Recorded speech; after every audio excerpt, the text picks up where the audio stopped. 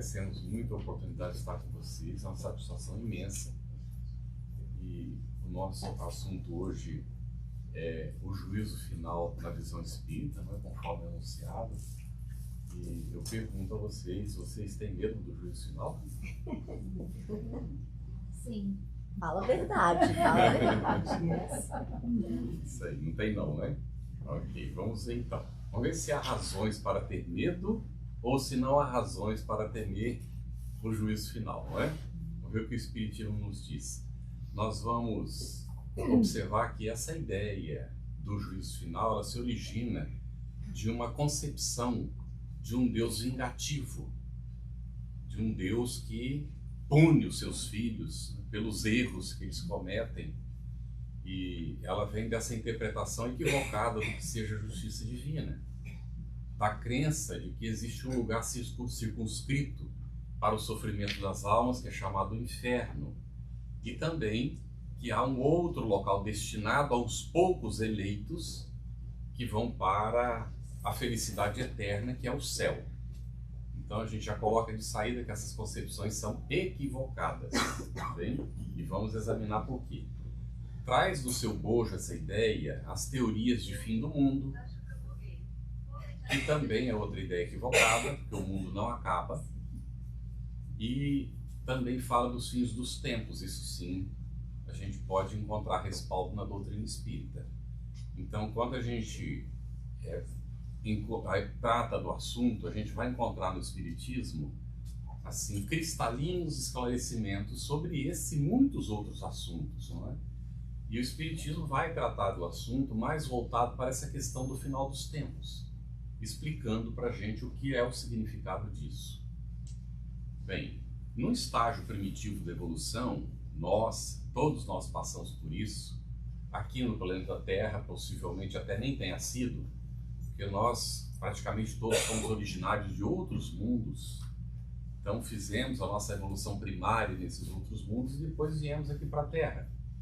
Normalmente, quando comprometidos com a lei divina, pela necessidade da expiação, da reencarnação para a nossa retomada evolutiva, em função dos nossos enganos cometidos, e o que caracteriza a humanidade ligada à Terra até o presente momento é essa necessidade que é comum entre todos nós da expiação.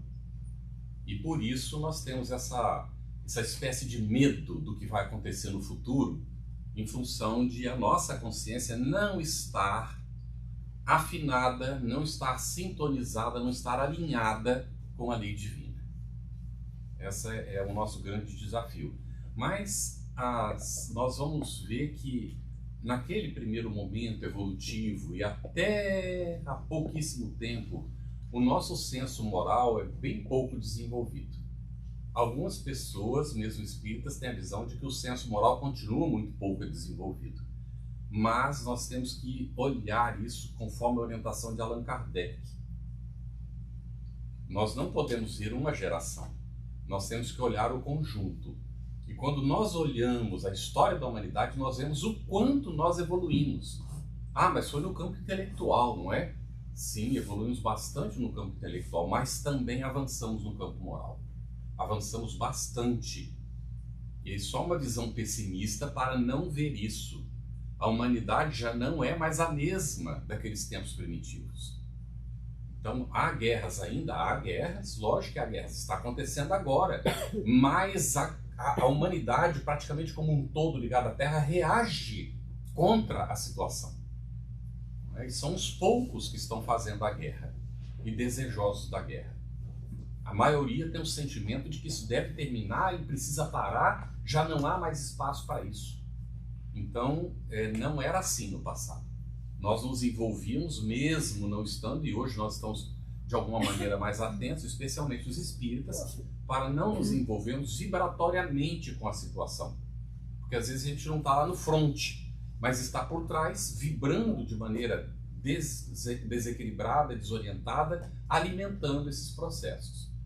E nós vamos entendendo a nossa responsabilidade individual, que a guerra que acontece lá fora é o resultado da guerra que está dentro de mim. Estou pacificado comigo mesmo? Não estou. Então estou contribuindo para essas situações de desequilíbrio no ambiente onde eu estou vivendo. E essa consciência de responsabilidade vai se ampliando. Mesmo que a pessoa não é espírita, ela começa a ter essa consciência de que ela é responsável, porque faz parte do amadurecimento da humanidade. Nós estamos acompanhando isso neste momento e nós tínhamos uma situação de sermos bastante rudes ainda no início da evolução, e tudo aquilo que nós não conhecíamos, que nós não sabíamos que se tratava, a gente atribuía a alguma divindade. E Kardec vai examinar o assunto, dizendo que essas divindades não eram mais do que os espíritos no mundo espiritual. Então os deuses, não é, do paganismo não eram nada mais que espíritos e aos quais nós atribuímos poderes, às vezes que não tinham, inclusive, fantasiávamos e criávamos todas essas histórias, não é, as ninfas e essa coisa toda que está na mitologia grega, na mitologia romana. Tudo isso está relacionado, não é, com essa interpretação do contato com os espíritos que não era entendido, nós não tínhamos condições de entender, não é, o que estava acontecendo. Bom, também, não é, nós, diante dessa limitação do conhecimento das leis divinas, nós nos tornarmos vítimas das nossas próprias incoerências. E alguns momentos a gente examina e a gente tem que tomar muito cuidado com isso, viu? Quando a gente vai examinar o nosso passado à luz do que nós conhecemos hoje. Porque senão a gente julga de maneira indevida. Porque é preciso ir ao sistema de referência que a humanidade tinha na época. Tanto é assim que aquilo que era correto, hoje não tem mais cabimento. A gente lembra assim, um exemplo muito simples de o primeiro livro de regras de etiqueta. Dizia que quando fosse cuspir, que cuidasse para não cuspir no pé do vizinho. Imagine. E quando fosse jogar o osso embaixo da mesa, que tomasse cuidado para não acertar o joelho do outro. Então o primeiro livro de etiqueta tratava disso, para nós vermos como é que as coisas, né, para dizer que não melhorou. Não é? E isso em tudo. Em tudo. Antigamente as pessoas tinham que sair armadas. Quase que necessariamente, querendo ou não querendo. Basta olhar a história do faroeste, né? Que é daqui da região, principalmente da Califórnia, né? A gente via aqueles filmes de faroeste quando era criança e tudo. E ainda hoje tem filmes que são feitos, não é, relacionados com esse período da história. Lógico que há muito exagero nos filmes, essa coisa toda, não é? Nem todo mundo andava armado, mas havia essa situação. Hoje em dia, para portar arma tem que ter permissão, senão é ilegal. Bem, há gente que ainda porta arma, há gente que trafica arma, mas isso não é o sentimento da população, como a maioria. Naquele tempo isso era ponto pacífico. O indivíduo saía de casa, ele não sabia se ele ia voltar. Mas hoje também tem situação. Não, você tem bairros onde você tem risco, mas bairros, locais, você sabe quais são. Não é em qualquer lugar. A pessoa atravessava um campo e passava por dentro de uma mata, ele não sabia se saía vivo do outro lado, porque poderia ter bandidos lá, então ele tinha que ir preparado. Então hoje não é exatamente dessa maneira. Bom, nós observamos que essa concepção de céu e inferno, ela existe em vários povos, todos os povos têm as suas histórias relacionadas com isso e que trazem as suas nuances. Nós vamos citar alguns povos aqui que têm essas tradições, mas não vamos falar de todas em função do tempo, inclusive porque nós gostaríamos, da nossa hora, deixar uns minutinhos no final, se vocês tiverem pergunta ou quiserem fazer algum comentário, para a gente ter uma participação, pode ser? Então, se tiver perguntinha, segura ela aí, não esquece a pergunta, né? Toda pergunta é muito bem-vinda, ou comentário mesmo sobre o assunto, né? De repente você leu alguma coisa que você achou interessante sobre isso, por que não colocar, não é? Então, o hinduísmo tem a sua concepção, o budismo também. Vamos comentar um pouquinho do budismo. O budismo, ele considera o nirvana como sendo a destinação, né, do indivíduo que caminha no sentido do bem.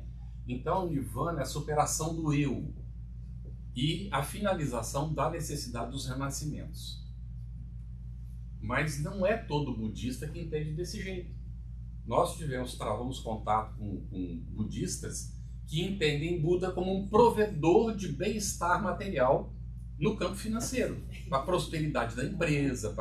Então, depende das interpretações, mas se você vai lá na raiz do budismo, o que o budismo realmente propõe é a superação justamente disso, do apego ao campo material, o que tem identidade com o espiritismo, né, quando a gente examina o espiritismo. Mas tem também a concepção do zoroastrismo, dos egípcios. Aí nós comentamos um pouquinho dos egípcios. Os egípcios consideravam a possibilidade da volta da alma ao corpo, mas para o mesmo corpo. Tanto é que eles preparavam o corpo, embalsamavam para isso, deixavam riqueza, alimento lá, né, junto do corpo, porque o espírito poderia voltar a qualquer momento para aquele corpo. Era, né, simploriamente colocando, era mais ou menos essa concepção. Lógico que a gente teria que aprofundar mais, e vale a pena, né, para quem tem curiosidade, eu gostaria de conhecer, aprofundar a respeito do assunto. Os astecas também tinham as suas concepções, os maias também tinham.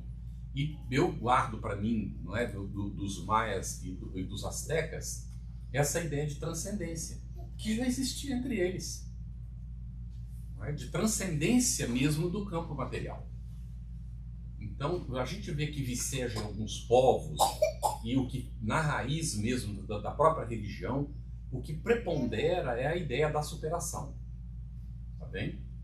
Lá já desde o começo. Mas a questão é dos fiéis, aqueles que seguem as religiões, dentro das suas condições, fazem as suas interpretações e criam aquilo que são chamadas diferentes interpretações, de acordo com as pessoas e aqueles grupos, e fazem modificações da ideia original. E às vezes se afastam tanto da ideia original que o que é chamado hoje daquele nome não é mais a mesma coisa. É o que aconteceu com o cristianismo, que tem não sei quantas denominações hoje em dia. Só do protestantismo são mais de 2.000. Alguns comentam que chega a 3.000 denominações. Então é uma coisa assim impressionante, não é? Mas nós temos também os nórdicos, que têm uma visão nihilista bem acentuada. Não sei se vocês viram, tem até um filme chamado Ragnarok. Não sei se chegaram a ver, é um seriado, né? E está baseado mais ou menos nessa mitologia nórdica. Há no final uma briga entre os gigantes e demônios que acabam atacando os deuses, que vão enfrentar a morte como heróis no final de tudo. Aí acaba tudo. A Terra acaba tudo. O fim é acabar tudo. Não sobrevive nada. Esse é o pensamento final, né, desse pensamento nórdico. O islamismo, que considera que é o fim da Terra e do universo que nós conhecemos. Eles vão ser superados, vai acabar.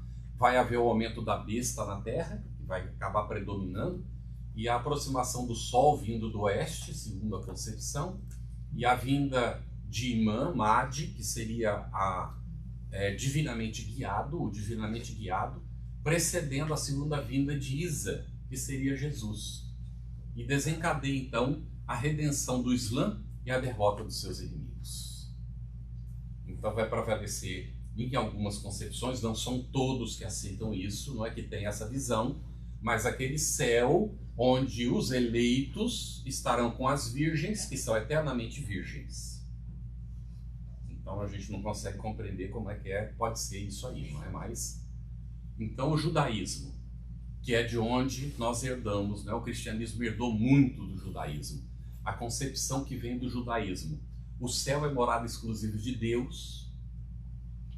Não há campo para os humanos lá. Os humanos deveriam se contentar com uma boa vida aqui na Terra, até envelhecerem e morrerem rodeados dos seus descendentes. Esse é o melhor prêmio que poderia haver para, não é, a pessoa.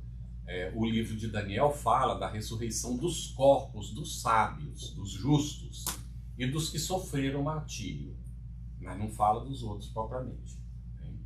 Então os justos, após a ressurreição, serão reunidos no grande banquete do Mashiach. Na nova terra, as pessoas que aceitaram os desígnios de Hashem terão acesso à árvore da vida. E esse fruto da árvore da vida será a saúde das nações. Aí, sob essa magnífica árvore, haverá as águas do paraíso, rios de vida que irrigarão o mundo inteiro. Isso está na Bíblia hebraica, não é uma interpretação da Bíblia hebraica. Daí nós recebemos muito, porque dentro da concepção cristã, que a gente vai examinar agora, vai surgir com o tempo aquilo que ficou conhecido como catolicismo romano. Então nasce o cristianismo na Judéia, ele vai se espalhando, não é? E em Roma então se estabelece e vai começar a haver toda a hierarquização de uma igreja nascente, até começar a haver disputa entre os bispos já ali no final do segundo século de existência. Já começa a aparecer algumas dificuldades. No terceiro século de existência do movimento cristão nascente, nós já vemos as deturpações implantadas, e aí vai preponderar a ideia romana do cristianismo, que é uma ideia pagã, implantada dentro daquilo que ficou conhecido como o catolicismo, que é uma religião que no próprio nome não traz o cristianismo, que vai herdar tudo que veio do paganismo, mesclado com as ideias judaicas, e nós temos então a implantação do paganismo dentro da ideia como o nome de cristianismo.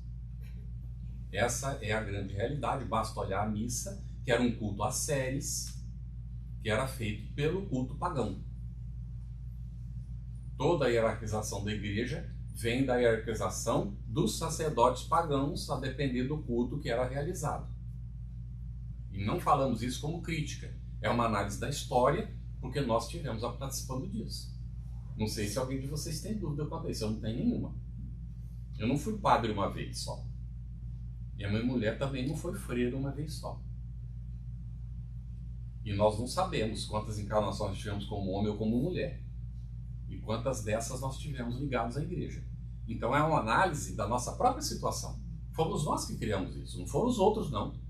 Então a gente não pode apontar o dedo para uma instituição, não é, acusando a instituição que nós ajudamos a criar e ajudamos a manter. Então a gente precisa analisar a nossa própria história para ver como é que nós realizamos essas coisas e o que nos cabe neste momento, quando nós então somos convidados a sair pelo mundo divulgando a proposta espírita em função não da nossa sapiência ou da nossa situação de ter condição de ensinar para os outros, mas em função do nosso compromisso consciencial que nos obriga a reparar os enganos que nós cometemos lá no passado. Tranquilo isso para todo mundo, gente? Então não tem essa história da gente olhar assim e achar, e ele é tão bonzinho. Vai conhecer a história para ver o bonzinho onde está. Bom é Deus, como Jesus colocou pro garoto que foi lá falar com ele. Bom mestre, por que me chamas bom? Bom é Deus. Bom porque o único provedor de fato é Deus. Nós somos repassadores. Maus repassadores ainda por cima. Então, o nosso compromisso é nos tornar bons repassadores. Fazer conforme não é proposta. Então, o catolicismo traz as concepções do céu para os eleitos, que vai herdar lá do judaísmo, né? Que é a eterna adoração a Deus. Esses eleitos não trabalham mais, eles vão para o descanso eterno, depois de uma vida de 80 anos, em média, vai para o descanso eterno, tocar arpinha, e Deus vai ficar encantado com a gente tocando a arpinha para ele. Pode ser cavaquinho? Não tá, o cavaquinho não estava incluído, viu? Tem que ser arpinha mesmo. Você já pensou que coisa?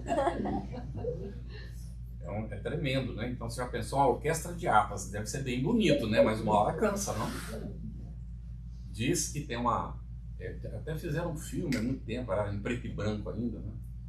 E então é colocado o diabo conversando com o indivíduo. E o indivíduo pergunta para o diabo, por quê? Por que você se rebelou? Você estava no paraíso, poxa? Aí ele disse assim, olha, é o seguinte, eu já tentei explicar, vocês não conseguem me entender. Então eu vou fazer o seguinte, eu vou subir aqui nessa caixa d'água e você fica me adorando aí. Só isso? Sim, você me adora aí. E eu vou ficar aqui na caixa d'água enquanto você me adora. Estou aqui em cima, você me adora aí. Aí o sujeito ficou lá adorando e tal, e o tempo foi passando, não é, e tal, e parará, e de repente o sujeito achou que já era suficiente, olhou para ele e falou: e aí? Ele falou: foi o que eu perguntei para Deus. E aí? Então, não é? Chega uma hora que cansa, não? Todo mundo cansa de não fazer nada ou de fazer a mesma coisa sempre. Então é uma questão óbvia de que isso é uma concepção infantil da nossa infantilidade, não dos outros. Cuidado outra vez, da nossa infantilidade. Nós temos que olhar isso com olhos de quem vai, não é, elastecer o entendimento, abrir o horizonte para poder entender o que é de fato e não aquilo que a gente acredita que é. Não é? Então, além do céu dos eleitos, tem um inferno para os danados. Eterno sofrimento nas chamas. Deus é um Deus que não perdoa. Se você teve tempo antes de morrer, sorte sua. Se não teve tempo, azar seu. Vai para o inferno mesmo. E aí, uma vez que já está lá no inferno, imagina quando chegar o juízo final, vai sair de lá? Vai nada, vai continuar lá, não é? E aí tem as concepções do inferno, que são as coisas assim, são piores do que o inferno dos pagãos. Kardec descreve isso, que tinha um cura que falava até das navalhas pontiagudas, que cortava o corpo, mas o corpo se recuperava para cortar de novo. Ele tinha que ficar cortando o tempo todo. E os eleitos lá no céu olhando e se extasiando com o sofrimento dos que estavam no inferno. Os caldeirões de óleo fervente, não é nem água, é óleo fervente. Essas coisas assim que saem da nossa cabeça, não é? E que serve para assustar a todo mundo, só fazer o bem. Aí você fica tão desacreditado da possibilidade que você diz: para que eu vou fazer o bem? Isso não existe. E aí gera descrença. Kardec vai colocar que a religião, na época, era a maior criadora do ateísmo, não é? Por causa dessas concepções isoladas do contexto e criadas pela cabeça, não é, das pessoas, que fomos nos afastando da proposta original do nosso mestre. E falando em nome dele, inclusive fazendo guerras em nome dele, para impor a nossa concepção. E assim vamos. Então, o juízo final, dentro da concepção católica, é o fim dos tempos e do mundo. Não acaba só os tempos, não acaba o mundo também. Tá? Acaba tudo. Então, após a morte, a alma separa-se do corpo mortal e corruptível, iniciando a sua vida eterna, que é precedida de um juízo particular realizado por Cristo e que será confirmado pelo juízo final. Já está definido, não é? Se o indivíduo vai para o céu ou para o inferno, já está sofrendo, e quando chega o juízo final só confirma isso, não muda nada. Bom, o juízo particular é o julgamento de retribuição imediata a partir da morte de cada um. E o juízo final realizar-se-á nos últimos momentos antes do fim do mundo. E aí acabou. Bom, o protestantismo é uma variação do catolicismo. Uma concepção de Lutero, que escreveu lá mais de 90, numa bula que ele publica, não é? Descrições do que ele não concordava. Ele não concordava com a questão do céu, do inferno, do céu sim, mas do inferno não, porque a questão que a Igreja Católica colocava era para a venda das indulgências, para as pessoas saírem do purgatório. Então, disse que se juntasse todo o pedacinho de cruz que foi vendida naquela época, dava para fazer umas 100 cruzes aí ou mais, né? E está escrito, a gente lê aí nos livros, que tinha pessoas muito poderosas que compravam a bula de perdão do pecado que ainda não tinha cometido. A crédito. A crédito, pagava antecipadamente, né? E garantia a entrada no céu, que era considerado como a terra. Você está comprando um pedaço de terra onde você vai entrar egoisticamente, aquele é seu, de mais ninguém. Não é? Mais ou menos assim. Então, essa era mais ou menos a ideia. Agora, o protestantismo, então, foi contrário a essa questão das indulgências, de venda, não é? de tudo, e diz que não havia o purgatório. Havia só céu e inferno. Mas, para evitar esse tipo de coisa, não tem esse período de compensa imediata depois da morte. Morreu, vai para o sono. Dorme. Até o dia do juízo final. No dia do juízo final, aquela pessoa que foi boa vai para o céu e a pessoa que não foi boa vai para o inferno. Definitivamente, de forma eterna. Mas graças a Deus eles não ficam pintando o inferno, não é como os padres católicos. Né? Mas de todo jeito essa é a definição do protestantismo. As várias correntes do protestantismo.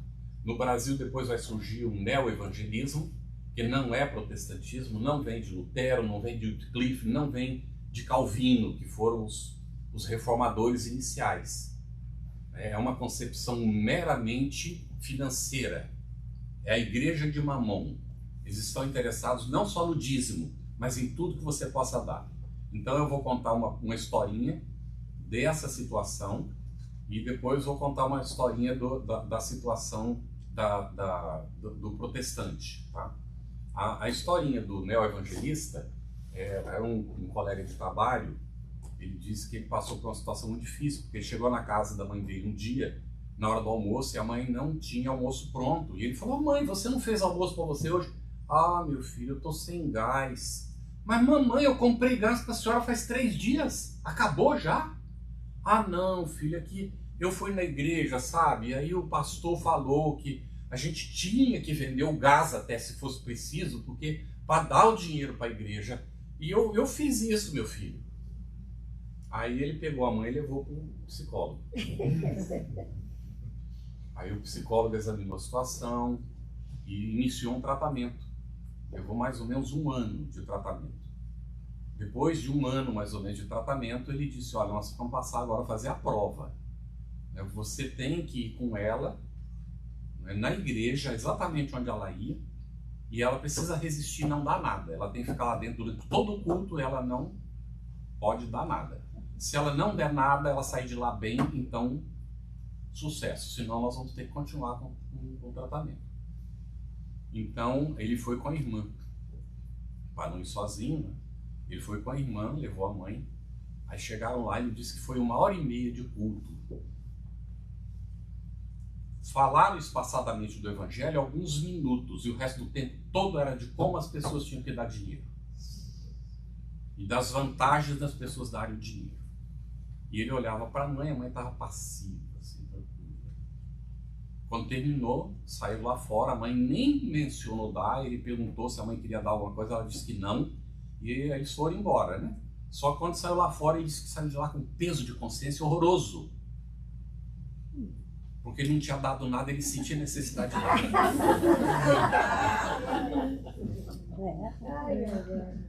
Tudo bem, gente? Agora vem a historinha. Tem um amigo, ele era meu chefe no trabalho. E era protestante, tinha uma família linda. A mulher dele muito bonita, tinha 2 filhos lindíssimos, era um casalzinho. Mas ele era bastante rigoroso, muito rigoroso. E então a gente tinha uma relação profissional do trabalho, não tínhamos amizade naquela época. Então, num dia, eles foram dormir e pela madrugada ele percebeu que a mulher não se mexia, e ele foi olhar, a mulher tinha morrido. Morrido durante o sono, jovem. E ele então foi aquele alvoroço, né? Ele foi porque eles tinham brigado, eles tinham uma situação de dificuldade na relação, não é?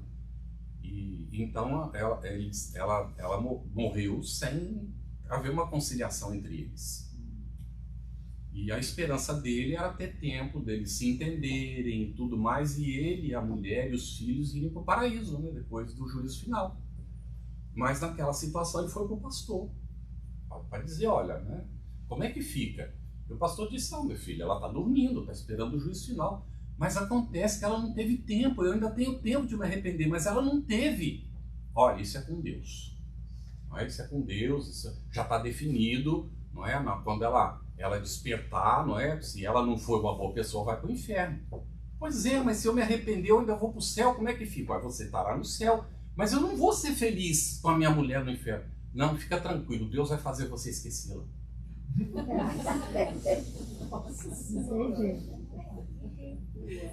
Aí então ele foi pro padre, né? Porque ele tinha sido católico antes. Mas a razão dele ter saído do catolicismo era a história de ter que pagar tudo para salvar os outros. Já era a razão dele ter saído de lá, né? Aí ele vai e fala pro padre e tal. O padre disse assim: não, meu filho, a sua mulher não cometeu nenhum pecado capital. Então ela está no purgatório. Ela não está no inferno. Você paga as missas e ela vai sair de lá. Todo arrepiado, ele foi embora, sabe? Pagar a missa, né? Era justamente que ele não concordava. E aí, sabendo que era espírita, adivinha para onde ele veio, né? Então ele vinha, começava a perguntar, e eu ia tentando responder, ele não concordava com as respostas, e eu ia me afastando, ele ia aproximando, eu encostava na parede, ele ficava aqui cara a cara, ansioso, né? Perguntando. Aí um dia, depois de vários dias daquela situação, não podia ter intervalo, que ele ia lá comigo, aquela coisa toda, aquela ansiedade, não é? Então aí eu disse assim para ele: olha, você está me fazendo perguntas que eu nem sempre sei responder, estou fazendo o melhor para te responder, você não concorda. Tem um livro onde estão todas essas respostas. Então amanhã eu vou te trazer o livro, eu não vou te emprestar o livro, eu vou te dar o livro, porque você não é obrigado a ler. Porque se eu emprestar, você vai sentir a obrigação de ler para me devolver. Então eu te dou o livro, você fica livre para ler ou não ler, para fazer o que você quiser com ele, não é? Mas ali estão as respostas que você precisa. A qual livro é? O livro dos Espíritos. Ele deu 2 passos para trás. Falei: opa, eu encontrei a maneira de botar ele mais distante um pouquinho, né? Aí ele disse: mas isso é coisa do diabo. Eu disse para ele: não é, e você sabe que não é. Porque se você tivesse convicção de que era, você não estaria fazendo as perguntas para mim. Você está esperando, buscando uma resposta. E o Espiritismo tem a resposta, e não é coisa do diabo. Então no dia seguinte eu trouxe o livro, entreguei o livro para ele, ele pegou o livro, passado uns 15 dias vem ele com um livro na mão e um livrinho, assim, fininho, né? Aí chega em mim, quer me entregar os dois e diz: olha só o que o pastor me deu. Aí eu disse assim para ele: calma aí, você leu o livro dos Espíritos? Não, não li não. O que você fez com ele? Aí eu fui levar para o pastor. Eu falei: o pastor aceitou? Não, o pastor não quis tocar no livro, disse que eu já estou condenado ao inferno só porque peguei esse livro. E ele não ia querer ir para o inferno pegando esse livro. Aí ele me deu esse livrinho. Eu falei: você leu o livrinho? Não, não li também não. Eu falei: vamos fazer uma coisa. O livro dos Espíritos é seu, eu dei para você. Se você quiser queimar, pode, o livro é seu. Agora me dá esse livrinho aí. Mas me dá um tempo, porque eu sou muito ocupado, então eu vou precisar de um tempo para examinar esse livrinho. Passado uns 20 dias mais ou menos, eu venho com o livrinho de volta para ele.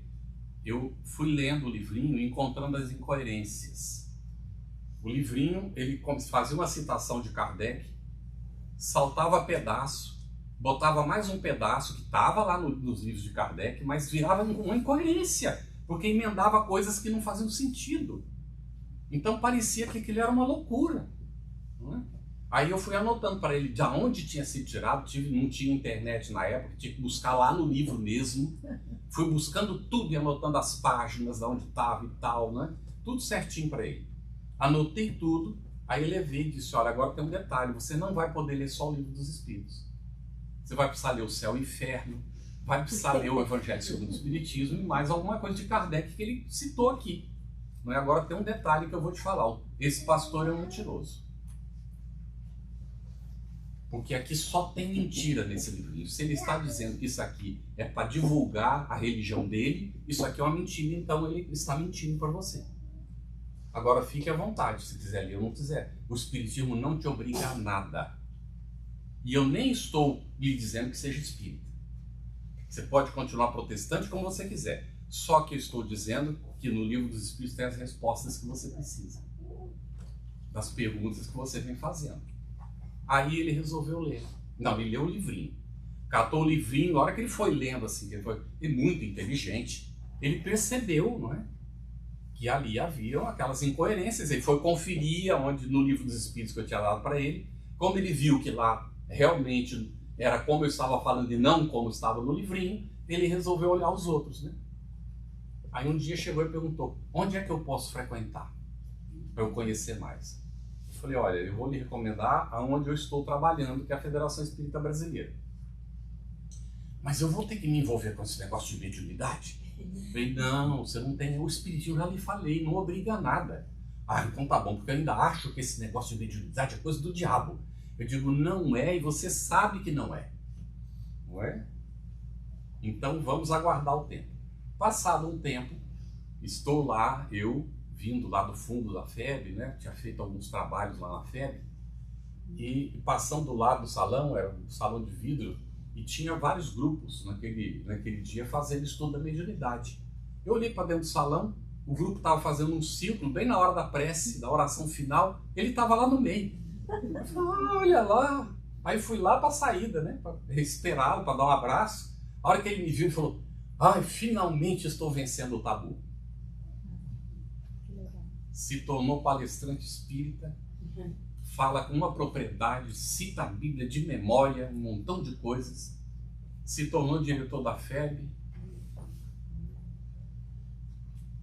Os filhos e ele passaram a orar pela mulher, se casou de novo, teve mais 2 filhos, está até hoje com a esposa.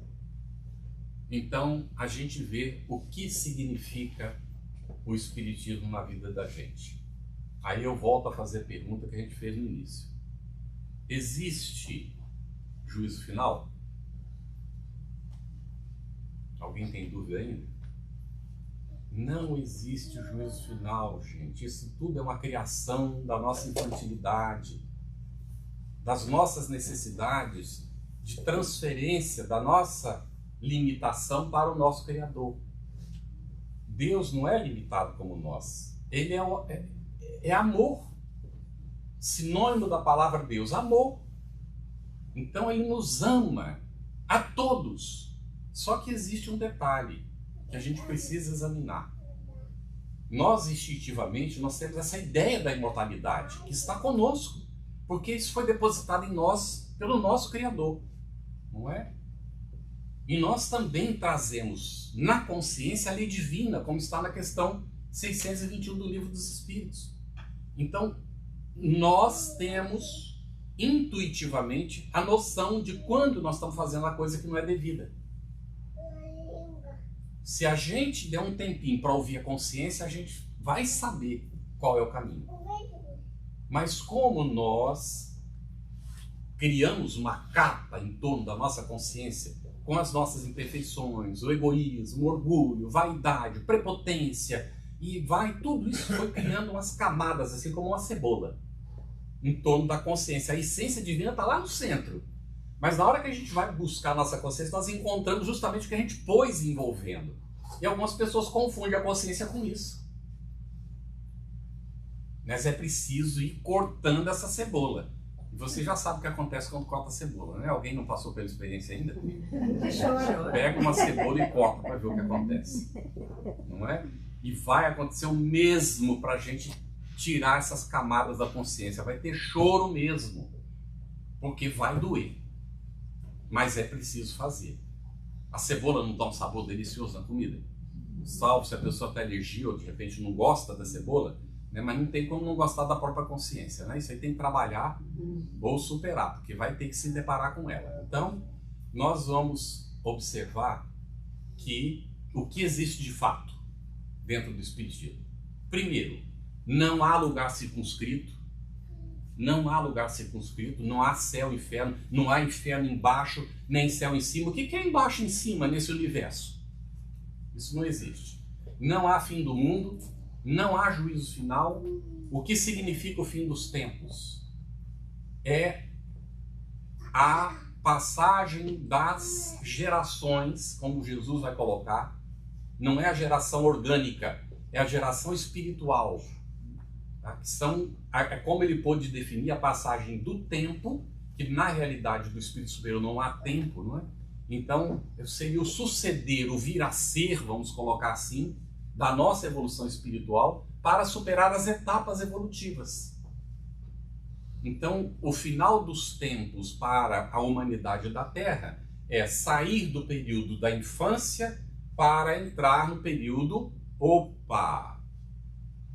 do ser adulto, que foi o que Jesus nos convidou. Mas nós preferimos ser adolescentes. Para o hebreu, naquela época, não havia adolescência. O menino, ao fazer 13 anos, passava por uma cerimônia e se tornava adulto, já podia casar. E a menina, a partir dos 12, era preparada para se casar. Então não havia adolescência. A adolescência é uma criação posterior nossa, e hoje em dia está tão exagerada que os filhos com 40 anos estão ainda dentro de casa por dependência dos pais. Aborrecentes, inclusive. Não é? Então nós estamos falhando no processo, porque dá a impressão que anda para trás, mas não há andar para trás porque não há evolução. Não é? Nós estamos passando por uma experiência que é consequência do que nós temos feito, para que a gente aprenda. Não é? Depois de Woodstock, amor livre, sexo livre, sem responsabilidade, essa ilusão tomou conta do mundo e está dando como consequência isso que nós estamos vendo. Então nós estamos chegando no fundo do poço. Vocês olharem o que está acontecendo com a juventude em alguns lugares, graças a Deus não em todo lugar, é algo calamitoso e a responsabilidade é nossa. Mas não há evolução. Nós sabemos que estão vindo espíritos superiores de lugares para cá para ajudar a evolução da Terra. Mas existem muitos que estão reencarnando do umbral, que por ali ficaram vicejando por muito tempo. E são esses que estão administrando a Terra hoje, no campo material. Pode olhar para a política para vocês verem se vocês têm alguma dúvida em relação a isso. Observe o que os administradores de empresas estão fazendo. Essa produção de plástico e produção de alimento que provoca câncer e tudo mais. O que vocês acham? Quem é que está fazendo isso? Então, prestemos atenção, não é, que nós estamos num momento mesmo de definição. Hoje eu tenho convicção, há mais bem no mundo do que mal. Mas é preciso que os que estão devotados ao bem se posicionem. Se posicionem claramente, não fiquem em cima do muro, porque os mornos também serão cuspidos fora. Está no Apocalipse, está em Paulo. Tá certo? Nós não podemos ficar em cima do muro.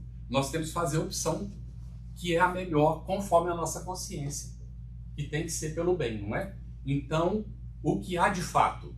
Evolução contínua do ser ao encontro do seu destino, felicidade pela integração nos propósitos da lei divina e a dignidade de se reconhecer como filho de Deus. Esse é o nosso destino. É a felicidade pela conquista e não como algo dado de graça, porque Deus olhou e gostou da cor dos meus olhos, que foi Ele mesmo que criou. Então, nós vamos terminar lembrando de João, no capítulo 8, versículos 34 e 35. Ora, o servo não fica para sempre em casa, o filho fica para sempre. Nós estamos convidados a sair da situação de servo, aquele que serve porque teme, que tem medo, que sente a obrigação de servir, para assumirmos a posição de filho. Porque o servo cumpre os seus deveres e vai para casa cuidar dos seus interesses particulares. O filho não, o filho permanece na casa do pai. Então o filho não tem interesse pessoal. O verdadeiro filho cuida dos interesses do pai. E os interesses do pai é que os filhos se amem uns aos outros. Que é o que nós queremos como mães e pais dos nossos filhos. Que se apoiem mutuamente. Que cada um ajude o outro nas suas necessidades. E que todos juntos cresçam e sejam dignos de receber a herança que já está destinada. Porque nós somos herdeiros do universo. Mas nós não podemos assumir a responsabilidade de algo que a gente nem sabe o que é. E que a gente não tem condição de administrar. Então é por isso que aquele que perseverar até o fim receberá o seu galardão. E não pensem que vai ser um céu beatífico. Vai ser um trabalho ainda maior do que nós estamos realizando. Tudo bem? Juízo final, então. Acho que tem algum tempinho, gente. Tem alguns minutinhos. Alguém tem alguma perguntinha? Tem algum comentário? Ficaram assim, a gente fala nessa hora meio de tabundos. Eu tenho um comentário, que é mais histórico. Eu não tenho exatamente a data, nem o nome do concílio, mas me parece que foi durante Constantino que houve ou após Constantino, que houve um concílio onde determinou que a criação do espírito, então, era no momento da concepção, que antes o espírito não existia, né? E que dali para frente seria, então, uma vida que seria julgada e tudo mais. Então, eu fico imaginando o que era o cristianismo nascente antes daquele período. Quais eram os conceitos que se tinham antes daquilo ali? Eram os que estão no Evangelho, não é? A alma pré-existente ao corpo, num processo evolutivo, que é o que Jesus apresenta. Se a gente lê o Evangelho de Jesus, aliás, nós estamos convidados a isso, né? O Novo Testamento estudado à luz do Espiritismo. É um programa, é o primeiro programa da Era da Regeneração lançado pela Federação Espírita Brasileira. Se chama o Evangelho Redivivo, onde deixa claro que o Espiritismo é o Evangelho Redivivo. O Evangelho Redivivo, em contrapartida, é o Espiritismo, que é o Consolador prometido, que está em João, que Kardec examina no Evangelho segundo o Espiritismo. E aí a gente coloca assim: Kardec escreveu o Evangelho segundo o Espiritismo. Se ele tivesse, na época, nos convidado para ir diretamente, ainda que fosse só o Novo Testamento, nós teríamos o Espiritismo ortodoxo. Nós não estamos preparados, não estávamos preparados, nós iríamos trazer todo o ranço para dentro do Espiritismo. Ele, sabiamente, por inspiração da espiritualidade superior, prepara o Evangelho segundo o Espiritismo como uma proposta de extrair o aspecto moral do Evangelho do Cristo. E ele vai colocar as 5 maneiras, logo na introdução, de interpretação do Evangelho, inclusive aqueles textos onde a igreja se apoiou para criar os seus dogmas e aquela coisa toda. No entanto, os textos usados para criar dogmas foi por interpretação equivocada. Lá mesmo tem aspecto moral também. Mas nós não estávamos preparados para entender isso. Aí ficamos mais de 100 anos exercitando extrair o aspecto moral conforme Kardec nos orienta no Evangelho, segundo o Espiritismo. E agora nós temos condições de visitar todo o Novo Testamento, são 27 livros, de Mateus até o Apocalipse, sem nos deixar, não é, contaminar ou sem contaminar a proposta. Porque o Espiritismo nos propõe, não é, esse exame, que é extrair o espírito da letra, e Simão Pedro vai nos colocar, não é, que extrair o espírito da letra não fica só no campo intelectual, porque a gente só prova que de fato extrair o espírito da letra quando a gente vive a mensagem. Prestar atenção nisso? E a gente tem o hábito de dizer: o Evangelho só acontece para você quando você o vive. Para mim, quando eu vivo o Evangelho. Até então, são palavras lindas para ensinar para os outros. Tudo bem? Então, sim, essa concepção foi criada depois, como também várias outras concepções. E onde já se viu, a gente reúne aqui, vamos decidir agora como é que Deus criou. Tá? Vamos agora fazer um concílio aqui, nós vamos decidir como é que Deus criou. Foi mais ou menos o que nós fizemos. Não é como ele fez, mas é como nós vamos dizer que ele fez, porque é assim que ele fez, porque nós vamos dizer que foi assim. Então foi assim que ele fez. E todo mundo passa a acreditar nisso. Porque nós estamos falando em nome dele, como representantes dele. Outra coisa, hein? No Espiritismo acaba isso. Quem é o seu representante dentro do Espiritismo? Você tem algum? É Jesus. É o nosso modelo e guia, é o único. Então não é o palestrante famoso, não é o médium principal do centro, não é o dono do centro. Nós não temos representante nosso aqui entre os encarnados. O Espiritismo acaba com essa hierarquia totalmente. Que era a proposta original. Tá bem? A religião natural que Jesus ensinou para a mulher samaritana. Quer dizer, ensinou para todos nós na conversa com a mulher samaritana. A religião natural, onde não há lugar para adorar a Deus, porque Deus é espírito e haverá o dia em que o homem adorará a Deus em espírito e verdade. Essa é a proposta do Espiritismo, a religião natural. Por isso que Emmanuel tem a coragem de escrever: o Espiritismo não é uma religião mais, é a religião, a única que foi proposta pelo Cristo. As outras estão de fora? Não, basta elas fazerem o que o Cristo falou. E todas elas estão dentro. Só que aí tem que abandonar um monte de coisas que foram criadas pela nossa cabeça, que não estão na proposta que o Cristo trouxe. Tudo bem, gente? Algum comentário mais? Se temos tempo. Tem uma pergunta. Sim. Aqui, tudo bem? Eu assisti um filme, na verdade, de Jesus, de 1977, um filme muito bom, bem antigo. mas é baseado no Novo Testamento. E tem uma parte que Jesus faz uma palestra, não sei se é no Sermão da Montanha, mas só que ele fala que ele veio para separar o pai do filho, ele veio como uma espada de fogo, e terá choro e ranger de dentes. Eu nunca entendi o que ele quis dizer com isso, mas parece que é um pouco disso que você está falando, da cebola, né? É isso aí. Pode me explicar um pouco melhor? Tá bem dentro. Também está no Bhagavad Gita, quando nós vemos a conversa de Arjuna com Krishna. Então Krishna diz a ele que se ele quiser realmente alcançar o paraíso, né, a evolução, que ele precisa matar todos os seus parentes. Aí a gente lê e fica assustado, né? Aí a gente pergunta, né, de que parentes ele está falando. Qual é um parente que você leva para onde você vai? Não tem jeito, aonde você vai. Você pode viajar, ele não leva mala, ele não leva roupa, só que ele está junto com você. Qual é esse parente que você leva para todo lado? Você mesmo. Você mesmo, né? É a sua personalidade. E a sua personalidade se caracteriza pelo quê? Aí cada um tem que se autoexaminar. Egoísmo, orgulho, esses são os parentes. Prepotência, outro parentinho que a gente carrega. Esses parentes têm que ser mortos. Enquanto eles não morrerem, a gente não superou a personalidade. A gente é escravo da personalidade. Percebeu? Essa é a proposta que Jesus coloca em outras palavras. Aí lá vem abandonar pai e mãe. Ele se comunicava num idioma que tinha 500, 800 palavras, gente. 500, 800 palavras. No português, no espanhol, são 5.000 palavras. E no inglês de Shakespeare também deve ser isso. Tá? Só que a gente vai perdendo, não lê, não estuda, vai criando corruptelas e vai diminuindo a capacidade expressiva, né, do idioma que a gente usa. Percebe?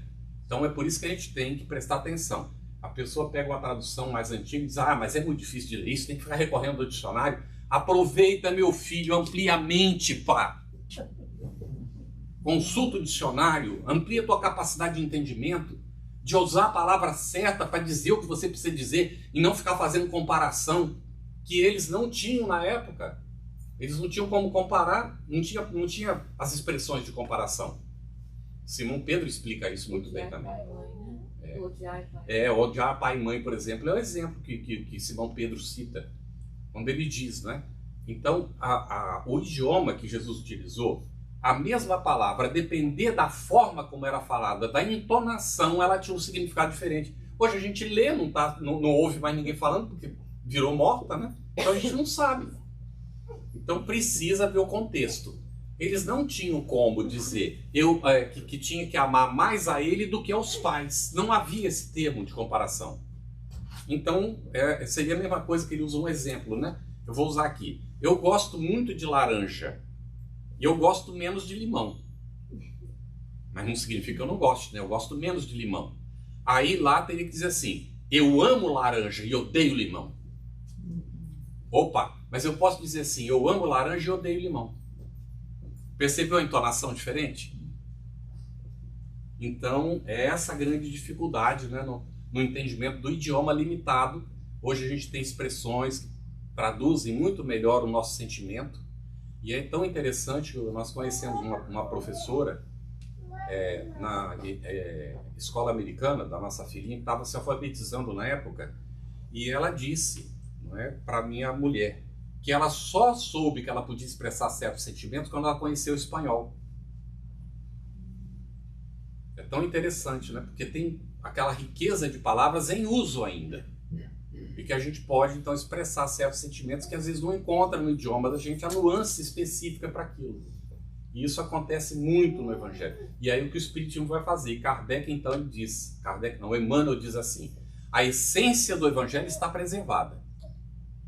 Mas é preciso ler com o espírito para extrair da letra o espírito. E aí nós vamos saber o que é que Jesus de fato estava querendo dizer. Nessa situação ali, o que ele está dizendo é para que a gente precisava amar mais a essência do que a personalidade transitória. A personalidade vem dos pais carnais, que a gente tem que respeitar, ele mesmo colocou. Não é? E está lá já no Antigo Testamento, nos 10 mandamentos, que é honrar pai e mãe. Ele não descaracterizou isso. Mas nós temos que honrar a essência divina que nós somos e que os nossos pais também são. E não as vontades, às vezes, do nosso pai ou da nossa mãe, que pode estar equivocada.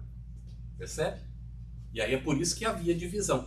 Porque ele ensinaria, a gente queria seguir a orientação dele, papai e mamãe não querem. Ou papai e mamãe querem e o filho não entende, não consegue acompanhar.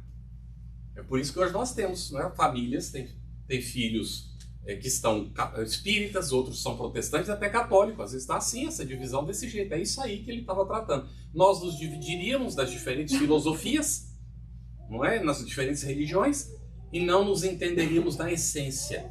Porque na essência não precisa de religião nenhuma. Tudo bem? Nosso tempo acabou, né? A gente agradece muito, gente, a oportunidade de estar com vocês. Desejamos muita paz, muita luz. E será uma satisfação poder aceitar o convite, não é?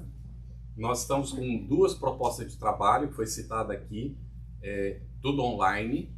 O primeiro grupo surgiu em 2005, se chama Centro de Estudos Espíritas Sem Fronteiras, em espanhol. E mais recentemente, em 99, a Kemi e eu começamos a conversar e acabou surgindo, né, o desenvolvimento da mesma proposta em português. Em 2001 estava registrado em Brasília e afiliado à Federação Espírita do DF, que se chama Centro Espírita Sem Fronteiras, em português, que é tudo online. Mas vocês têm também atividades, e é correto que foi colocado, né, que não dá mais para voltar atrás. Nós não devemos interromper as atividades que a gente iniciou pela internet, porque tem gente no mundo inteiro que pode acompanhar, não é? Então a gente deve fazer as 2 coisas, atividades presenciais e atividades também online, porque essa dimensão virtual, ela está favorecendo muito a divulgação do Espiritismo. Você tem espanhol e português? E português, temos 2 grupos hoje. E os 2 estão bem afinados, inclusive já começando a fazer, se preparando para fazer atividades juntas. Os 2 estão estudando o Esperanto, para poder estudar o Espiritismo e o Esperanto juntos. Não mais em português ou espanhol, mas em Esperanto o Espiritismo, para unir. Tem um agora iniciando no dia 1. Tem agora mesmo um estudo já começado do Esperanto em espanhol, e tem um estudo que vai ser começado pelo grupo em português do Livro dos Espíritos em Esperanto. Se tiver alguém que fala Esperanto e quiser entrar nesse grupo de estudo, não é, fica à vontade. Tem Rede Vivo também, né? E tem Rede Vivo também, sendo começado agora. Nós estamos ainda com inscrição aberta, não é, que vai ser feito online. Então, se alguém quiser algum dia implantar o Rede Vivo, é bom fazer, né, para poder compreender como é que é. Tem toda uma metodologia, que é a própria metodologia de Kardec, que a gente finalmente foi conhecendo mais profundamente a metodologia de Kardec, a gente está aplicando nos estudos, e é uma coisa impressionante. É que a gente pega um trechinho do Evangelho e, não é, ali seguindo a orientação, a gente vai longe com aquilo, com a contribuição de todo mundo, uma construção coletiva. Bem? Obrigado, gente, tudo de bom. Desculpa, a gente passou um pouquinho do tempo. Obrigada, Carlos. Obrigada.